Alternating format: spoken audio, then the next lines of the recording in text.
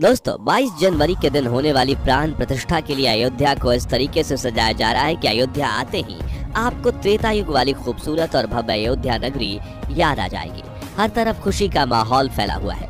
मंदिर में स्वर्ण जड़ित दरवाजे लगाए गए हैं। प्रभु श्री राम की मूर्ति भी चुन ली गई है और 24 घंटे जोरों शोरों से तैयारियां चल रही हैं। लेकिन अब भी भक्तों के मन में कई सवाल हैं कि आखिर कब होंगे चुने हुए रामलल्ला के दर्शन। प्राण प्रतिष्ठा के दिन प्रभु श्री राम कैसे वस्त्र धारण करेंगे और क्यों कहा जा रहा है अयोध्या राम मंदिर को भारत का सबसे भव्य मंदिर। इसलिए आज हम इन सभी विषयों पर बात करेंगे और घर बैठे आपको अयोध्या नगरी की झलक दिखाएंगे। लेकिन उससे पहले आप वीडियो को लाइक करके कमेंट बॉक्स में जय श्री राम जरूर लिखिए, ताकि दुनिया भी प्रभु श्री राम के प्रति हमारी आस्था की एक झलक देख सके।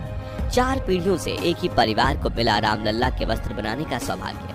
प्राण प्रतिष्ठा के लिए तैयार किए जा रहे हैं खास प्रकार के वस्त्र। दोस्तों 500 वर्षों के संघर्ष के बाद आखिरकार 22 जनवरी के दिन रामलल्ला अपनी जन्मभूमि पर विराजने वाले हैं। इसलिए उनसे जुड़ी हर एक चीज का बारीकी से ध्यान रखा जा रहा है। इस बीच सवाल आता है कि इस त्योहार पर रामलल्ला को कैसे वस्त्र पहनाए जाएंगे, जिसका जवाब अयोध्या के वशिष्ठ कुंड के एक छोटी सी सिलाई की दुकान चलाने वाले 58 वर्षीय शंकर लाल और उनके बड़े भाई भागवत प्रसाद ने दिया है, जिनका परिवार 3 पीढ़ियों से प्रभु श्री राम के वस्त्र तैयार करते आ रहा है। उन्होंने बताया है कि हमें सालाना 7 जोड़ी वस्त्र का ऑर्डर सरकार से मिलता है, जिसके लिए प्रति सेट 1100 रुपए के हिसाब से 7700 रुपए का मेहनताना मिलता है। लेकिन अब नए अयोध्या राम मंदिर के क्षेत्र में हर त्योहार हर नए वस्त्र की जरूरत पड़ेगी। इसलिए हम चाहते हैं कि जिस तरह पंडितों की तनख्वाह तय की गई है, उसी तरह हमारी भी तनख्वाह तय की जाए और मंदिर के पास से एक छोटी सी दुकान दी जाए, जो हम पूरी जिंदगी निरंतर प्रभु की सेवा में लगे रहें। प्राण प्रतिष्ठा के दिन रामलल्ला को पहनाए जाने वाले वस्त्रों को लेकर शंकर लाल ने कहा है कि वैसे तो सोमवार के दिन प्रभु श्री राम को सफेद वस्त्र पहनाए जाते हैं, लेकिन विशेष आयोजन के दिन पीला वस्त्र पहनना शुभ होता है। इसलिए हम ऐसे वस्त्र तैयार कर रहे हैं जिनमें पीला और सफेद रंग दोनों हो। इसके अलावा उन्होंने बताया कि उन्हें रामलल्ला के लिए ठंड के मौसम के हिसाब से मखमल के कपड़े के 7 वस्त्र तैयार करने का ऑर्डर मिला है, क्योंकि रामलल्ला रविवार को गुलाबी, सोमवार को सफेद, मंगलवार को लाल, बुधवार को हरा, गुरुवार को पीला, शुक्रवार को क्रीम और शनिवार को नीले रंग के वस्त्र धारण करते हैं। अब वस्त्र बनाने थे तो मूर्ति की नाप तो जरूरी ही थी, इसलिए उन्हें चुनी गई मूर्ति का दर्शन भी कराया गया, जिसे लेकर शंकर लाल ने कहा कि जब मैंने पहली बार मूर्ति को देखा तो ऐसा लगा कि अभी वो बोल पड़ेगी। मैंने अपने जीवन में इतनी जीवंत और अद्भुत प्रतिमा कभी नहीं देखी। चुन ली गई है रामलल्ला की भव्य मूर्ति। जल्द ही ट्रस्ट के सचिव दिखाएंगे रामलल्ला की पहली झलक। दोस्तों प्रभु श्री राम की बाल स्वरूप की 3 मूर्तियां बनकर तैयार हैं। आपको बता दें कि तीनों को अलग अलग मूर्तिकारों ने गढ़ा है। पहली मूर्ति गणेश भट्ट ने बनाई है, दूसरी मूर्ति सत्यनारायण पांडे ने बनाई है और तीसरी मूर्ति अरुण योगीराज ने बनाई है। अब खबर आ रही है कि राम जन्मभूमि तीर्थ क्षेत्र ट्रस्ट के सदस्य और अध्यक्ष नृत्य गोपाल दास ने इन तीनों में से मंदिर के गर्भगृह में लगने वाली मूर्ति का चयन कर लिया है और शायद कर्नाटक के मूर्तिकार अरुण योगीराज द्वारा तैयार की गई प्रतिमा को चुना गया है।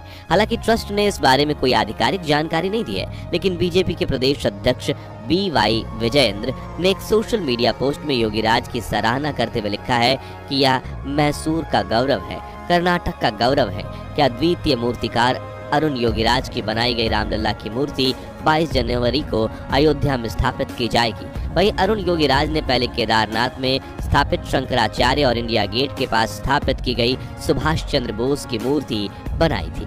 हालांकि गर्भगृह में स्थापित हुई रामलल्ला की मूर्ति में उनके साथ सीता मैया नहीं होंगी, क्योंकि यह प्रभु श्री राम के बाल स्वरूप की मूर्ति है, जिसमें वो 5 वर्ष की उम्र में धनुष बाण लिए खड़े दिखाई देंगे।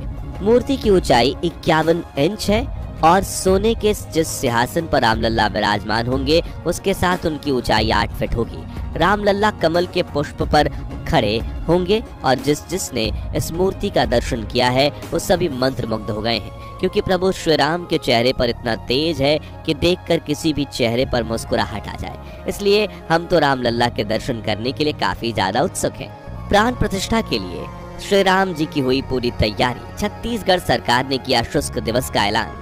जी हाँ दोस्तों, अयोध्या नगरी में प्रभु श्री राम के विराजमान होने की खुशी में उनके ननिहाल यानी छत्तीसगढ़ में खुशी का माहौल बना हुआ है। वहाँ के लोगों का कहना है कि ये हमारा सौभाग्य है कि चंदखुरी गांव को उनका घर माना जाता था और रामलला के अभिषेक के दिन यहाँ बड़ा उत्सव मनाया जाएगा। इतना ही नहीं, छत्तीसगढ़ की सरकार ने 22 जनवरी को शुष्क दिवस यानी कि ड्राई डे घोषित कर दिया है, यानी कि इस दिन छत्तीसगढ़ में शराब और नॉनवेज नहीं बिकेगा।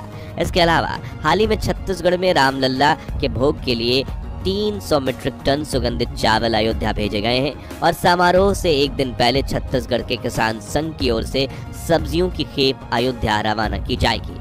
चंदखुरी गांव की भव्यता की बात करें तो छत्तीसगढ़ की राजधानी रायपुर से 17 किलोमीटर दूर स्थित इस गांव को रामलला की मां कौशल्या का जन्म स्थान माना जाता है। यहाँ तालाब के बीचों बीच माता कौशल्या का मंदिर है जो 10वीं शताब्दी में बनाया गया था। जानकारों के मुताबिक महाकौशल के राजा भानुमत की बेटी कौशल्या का विवाह अयोध्या के राजा दशरथ से हुआ था। इस विवाह में भेंट स्वरूप राजा भानुमत ने बेटी कौशल्या को 10,000 गांव दिए थे, जिसमें उनका जन्म स्थान चंदपुरी भी शामिल था। जी हाँ, चंदखुरी का ही प्राचीन नाम चंदपुरी था, यानी कि ये रामलला का ननिहाल हुआ और इसलिए 22 जनवरी के दिन यहाँ भी भव्य उत्सव मनाया जाएगा। भव्य राम मंदिर में लगाई गई एडवांस टेक्नोलॉजी 1000 सालों तक मंदिर का बाल भी बाका नहीं होगा।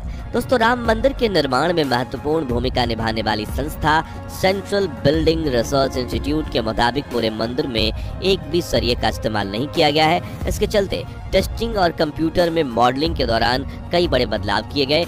कई स्थानों पर 2 बड़े कॉलम के साथ 2 छोटे कॉलम लगाए गए। इस तरह फाइनल डिजाइन से पहले 50 मॉडल तैयार किए गए, जिसमें 6 महीने का समय लगा था। लेकिन आपको ये जानकर हैरानी होगी कि अब राम मंदिर को इतना मजबूत बनाया गया है कि बाढ़ आए या भूकंप, अगले 1000 सालों तक मंदिर का बाल भी बांका नहीं होगा। पूरे भवन में भार को संतुलित रखने के लिए जगह जगह पर भारी भरकम हाथी और घोड़े स्थापित किए गए हैं। मंदिर की कलाकृतियों में भारतीय संस्कृति का समावेश किया गया है। इतना ही नहीं, पूरे भवन में रियल टाइम मॉनिटरिंग सेंसर लगाए गए हैं जो हर पल भवन की सेहत और उसमें बदलाव की जानकारी देते रहेंगे। इस एडवांस टेक्नोलॉजी के साथ मंदिर के नीचे मौजूद मिट्टी के भी कई सैंपल जांचे गए थे। फिर 1.5 मीटर मोटा स्ट्रक्चर बनाया गया था। 70 एकड़ में बना राम जन्मभूमि है भारत के इतिहास का सबसे भव्य मंदिर। स्वर्ण जड़ित प्रवेश द्वार से लेकर आलीशान मंडप तक ये है खासियतें।